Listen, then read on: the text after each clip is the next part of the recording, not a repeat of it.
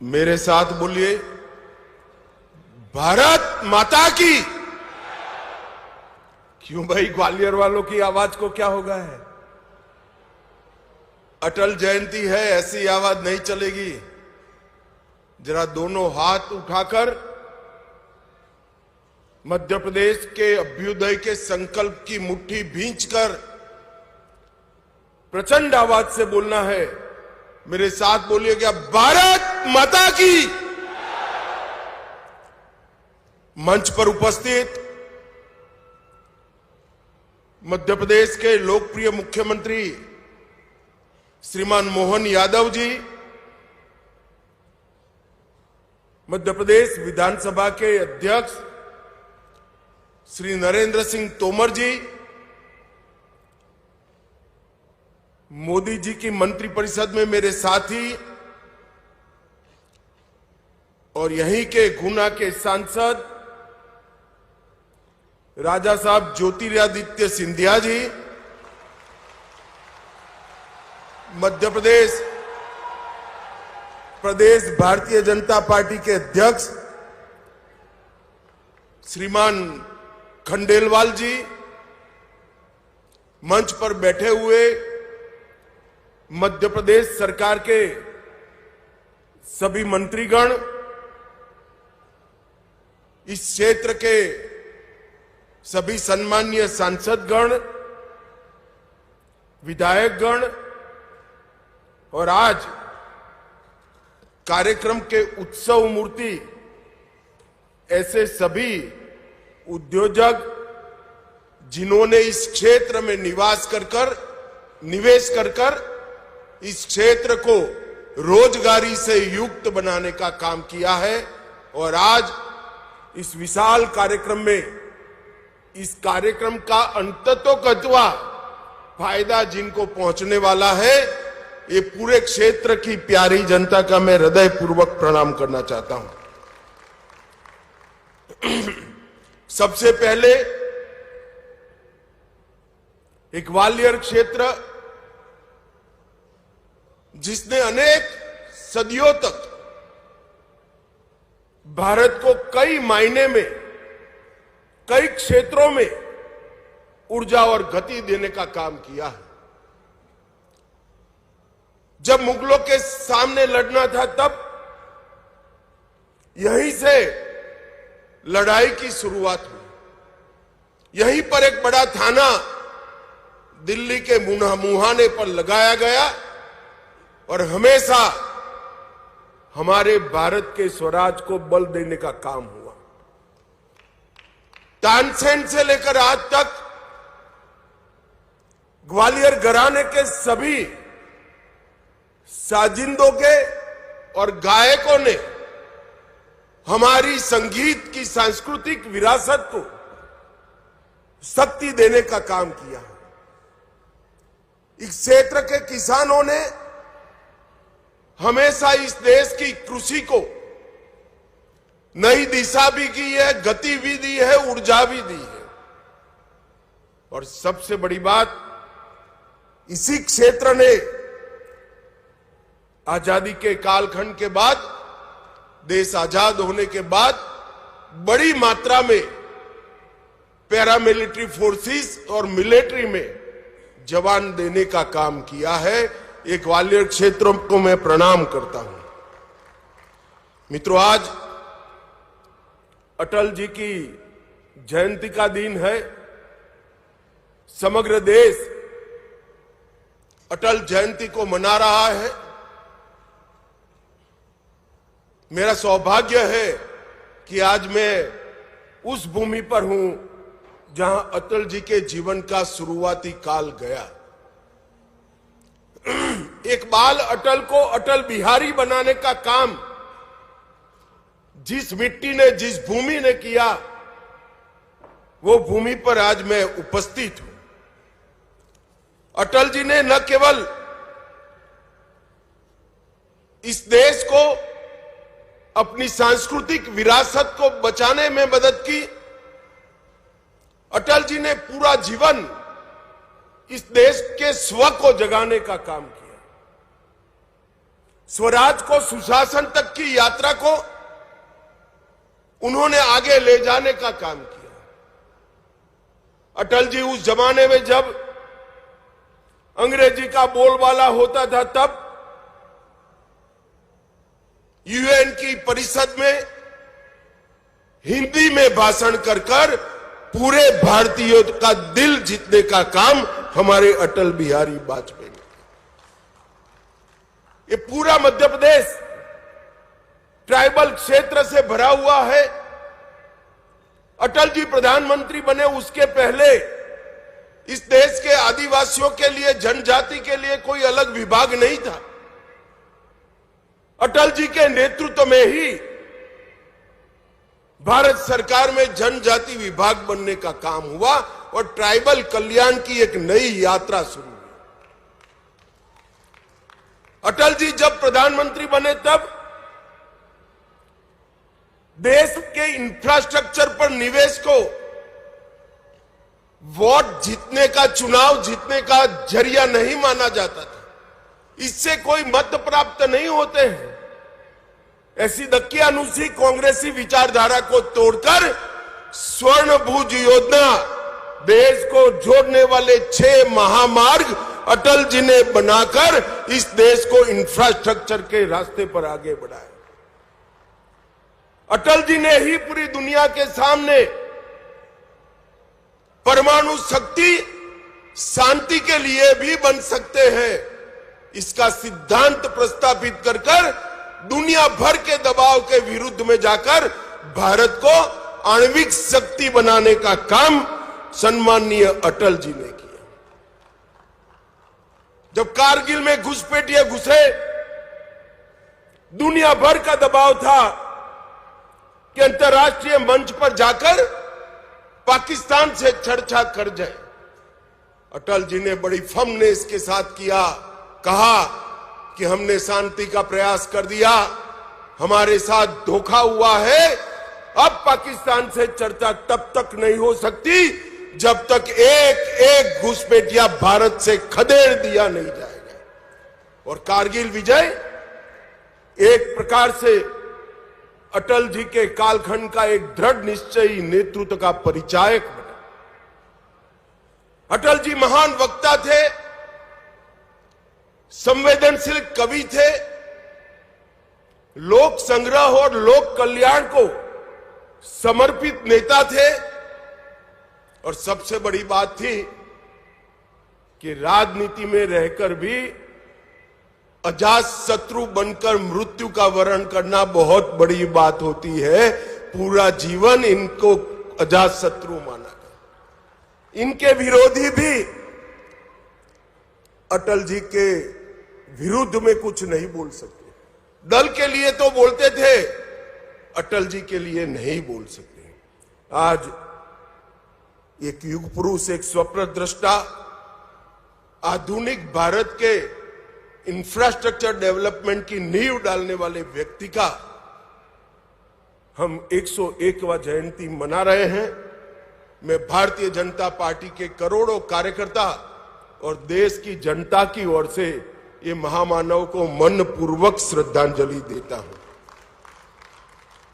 आज मदन मोहन मालवीय जी की भी जन्म जयंती है।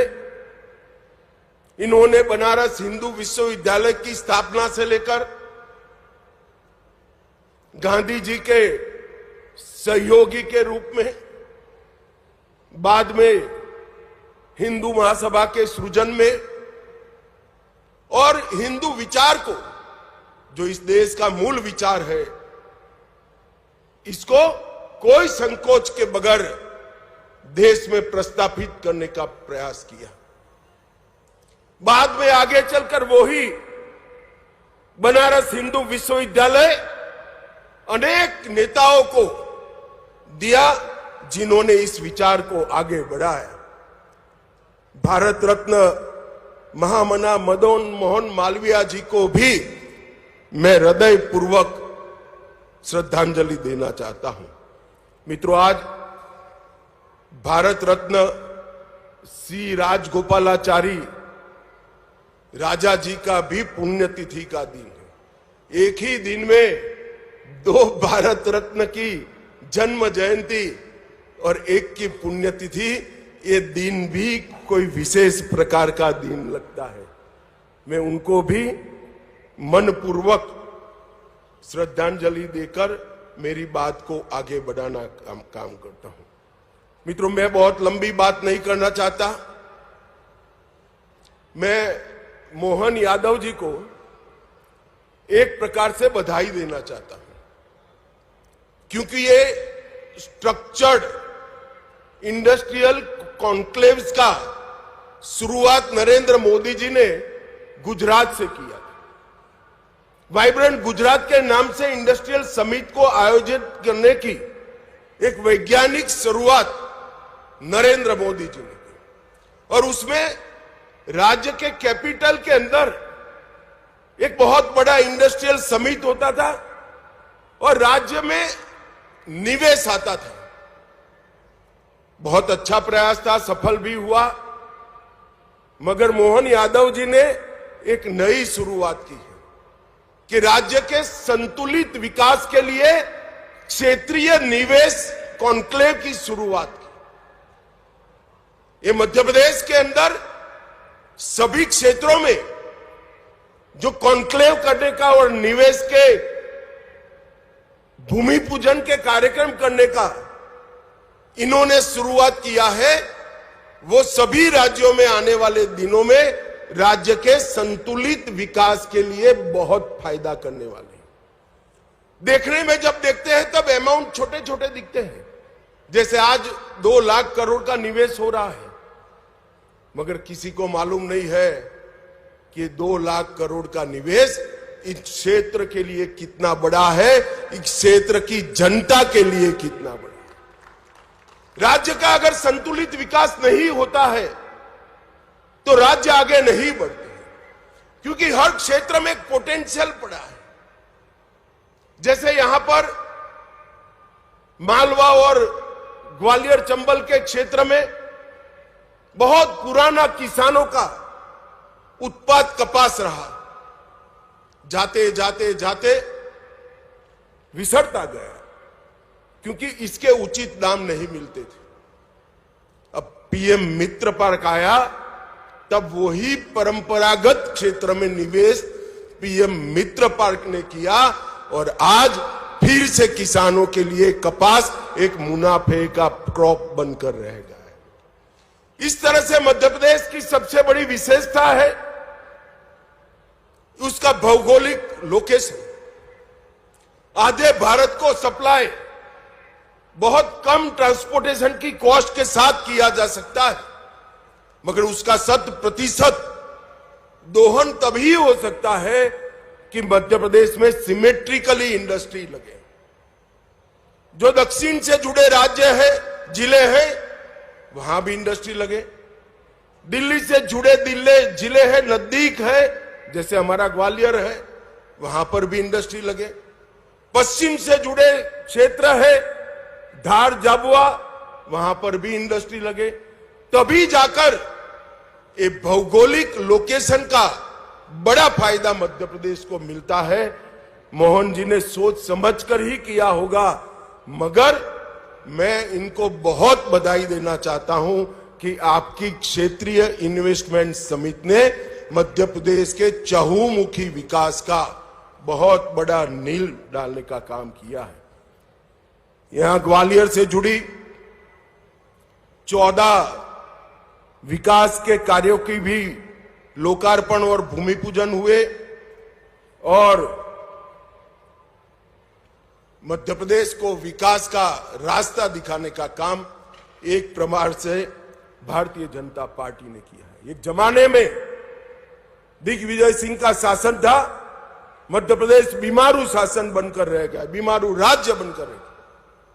शिवराज जी ने मध्य प्रदेश पर से बीमारू का टैग हटाया, वो भारतीय जनता पार्टी के लंबे समय रहने वाले मुख्यमंत्री बने और अब मोहन यादव जी शिवराज जी से भी ज्यादा ऊर्जा के साथ इसको आगे बढ़ाने का काम कर रहे हैं। इससे निश्चित रूप से मध्य प्रदेश अब विकसित राज्य बनेगा। यहां शानदार हाईवे बन चुके हैं, मां नर्मदा का पानी पूरे क्षेत्रों तक पहुंचाने का काम किया है।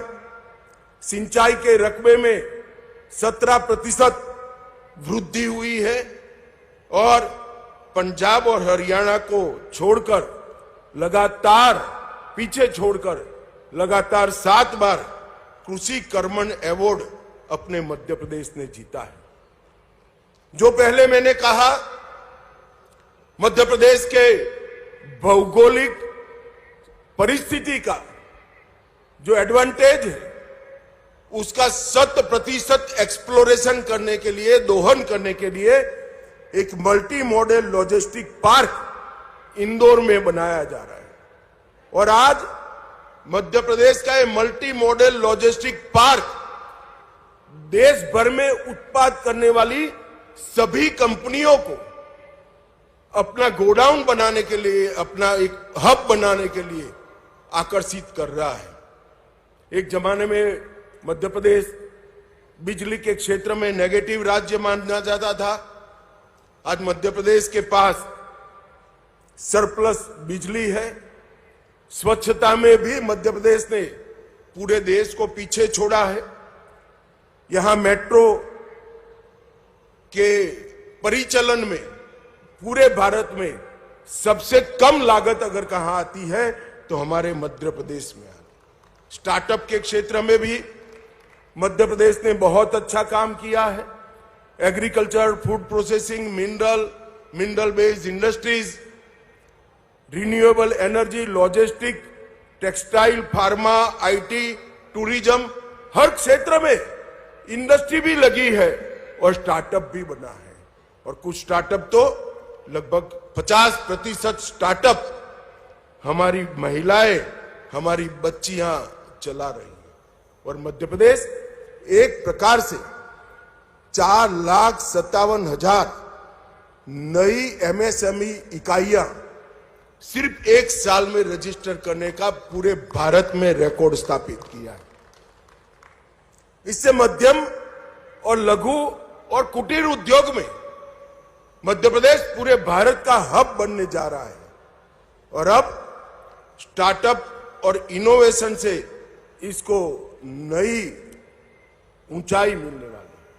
पहले मैंने पीएम मित्र पार्क की बात करी। मित्रों, पीएम मित्र पार्क 5F विजन से बना है, जो किसानों को अपनी उपज का उचित दाम देने के लिए भी काम करता है। Farm to fibre, fibre to factory, factory to fashion और फैशन टू फॉरेन एक्सपोर्ट तक की व्यवस्था ये पूरे पीएम मित्र पार्क में। और सबसे बड़ा पीएम मित्र पार्क देश में कहीं लगा तो हमारे मध्य प्रदेश में लगा है। इससे न केवल किसानों को फायदा होगा,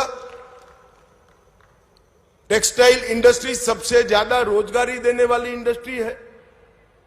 टूरिज्म इंडस्ट्री सबसे ज्यादा रोजगारी देने वाली इंडस्ट्री है। और टेक्सटाइल और टूरिज्म दोनों के लिए अनुकूल संरचना अपने मध्य प्रदेश में बन रही है। और ईज ऑफ डूइंग बिजनेस में भी मध्य प्रदेश ने बहुत अच्छा काम किया है।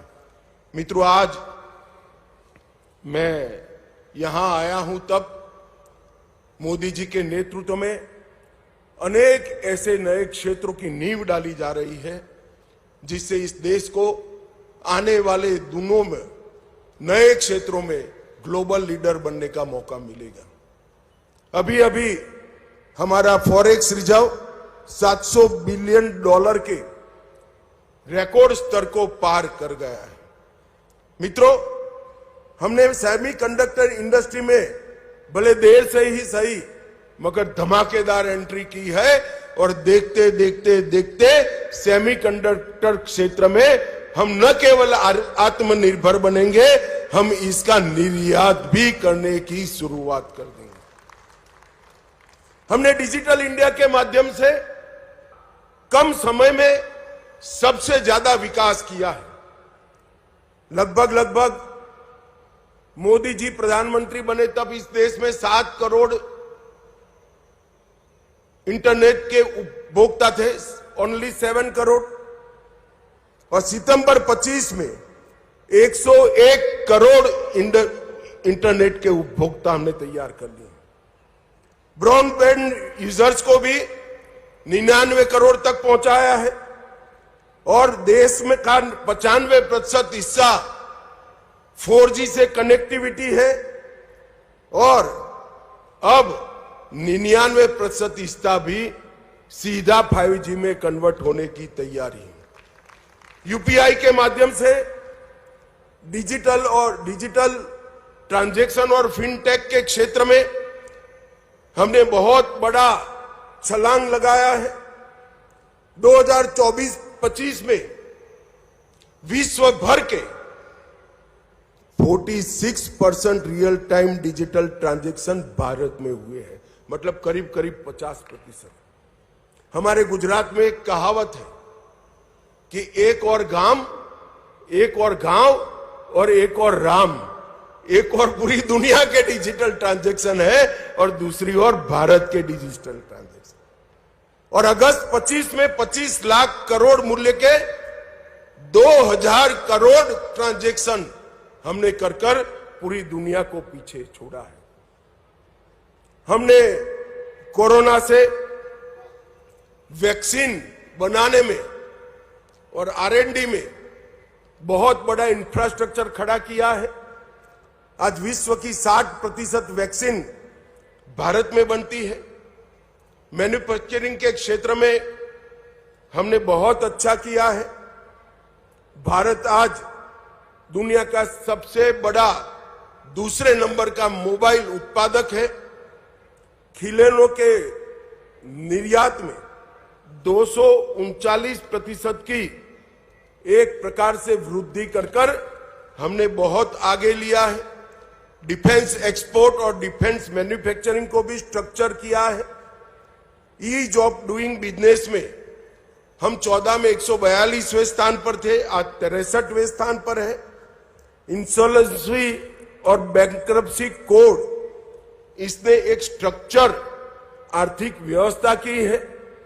और इंफ्रास्ट्रक्चर में मोदी जी ने इस देश को दुनिया में सबसे प्रथम नंबर पर पहुंचाने के लिए प्रयास किए। यूपीए के समय में 90,000 किलोमीटर राजमार्ग थे, आज 1,50,000 किलोमीटर नए बने हैं। 4 लेन हाईवे 18,000 किलोमीटर बने, अब 46,000 किलोमीटर बने। ग्रामीण सड़क 3,81,000 किलोमीटर थी, आज 7,84,000 किलोमीटर थी। 74 हवाई अड्डे थे, आज 163 है। एक भी वंदे भारत ट्रेन नहीं थी, 164 वंदे भारत ट्रेन यहां बन रही है। और वंदे भारत के कलपुर्जे अब हमारे मध्य प्रदेश में भी बनने की शुरुआत हो गई। एक भी अमृत भारत स्टेशन नहीं था, आज 1337 बन चुके हैं। रेलवे विद्युतीकरण सिर्फ 22,000 किलोमीटर था, आज 68,000 किलोमीटर हुए हैं। मेट्रो कनेक्टेड शहर 5 थे, आज 23 है। पंचायतों में ऑप्टिकल फाइबर सिर्फ 100 पंचायत में था, आज 2,14,000 पंचायतों में ऑप्टिकल फाइबर पहुंचा है। मैं मध्य प्रदेश के युवाओं को और मध्य प्रदेश में निवेश करने वाले उद्योजकों को अपील करने आया हूं। मध्य प्रदेश का भौगोलिक लोकेशन इतना आकर्षक है कि हर जगह बीज बोकर क्रॉप लिया जाता है। यहां रुपया बोकर आप करोड़ों रुपए कमा सकते हैं, इतना फर्टाइल लैंड हमारा मध्य प्रदेश है। और जो शुरुआत की है मध्य प्रदेश सरकार ने, वो शुरुआत मुझे कम से कम विश्वास है कि बहुत अच्छा परिणाम लाने वाली शुरुआत होगी। जब राज्य क्षेत्रीय संतुलन से विकास करता है तो इसका सबसे ज्यादा फायदा राज्य की जनता को और उद्योजकों को होता है, क्योंकि क्षेत्रीय विशेषता वाली इंडस्ट्री जब डेवलप होती है तो वो सस्टेन होती है, वो सफल होती है। और ये नया विचार मध्य प्रदेश के लिए शुभ हो, और जिन लोगों ने इन्वेस्टमेंट किया है उनको भी मेरी बहुत बहुत शुभकामनाएं हैं, साधुवाद है। और आप सभी को ग्वालियर के पूरे क्षेत्र की समृद्धि के लिए अटल जी की जन्म जयंती पर एक बहुत बड़ा कार्यक्रम हुआ, इसकी अनेक अनेक शुभकामनाएं। वंदे मातरम। हृदय से कोटि कोटि आभार है माननीय केंद्रीय गृह मंत्री जी, आपके मार्गदर्शन के लिए और आपके विश्वास के लिए, और इसी भरोसे के साथ मध्य प्रदेश अग्रणी बनेगा। बहुत बहुत आभार। और आप सभी के लिए विशेष सूचना कि प्रदर्शनी का अवलोकन आप सभी करिएगा। और विशेष धन्यवाद माननीय केंद्रीय गृह एवं सहकारिता मंत्री जी, माननीय मुख्यमंत्री जी, सभी सम्मानीय अतिथिगणों को हम आभार प्रस्तुत करते हैं। और एक बार भारत माता के जयकारों के साथ हम आभार प्रस्तुत करेंगे। भारत माता की बहुत बहुत आभार। आदरणीय माननीय केंद्रीय गृह एवं सहकारिता मंत्री श्री अमित शाह जी, आपके स्नेह विचारों के लिए, आपके मार्गदर्शन के लिए, आपके प्रोत्साहन के लिए, और इसी प्रकार से आपका मार्गदर्शन हमें प्राप्त होता रहे।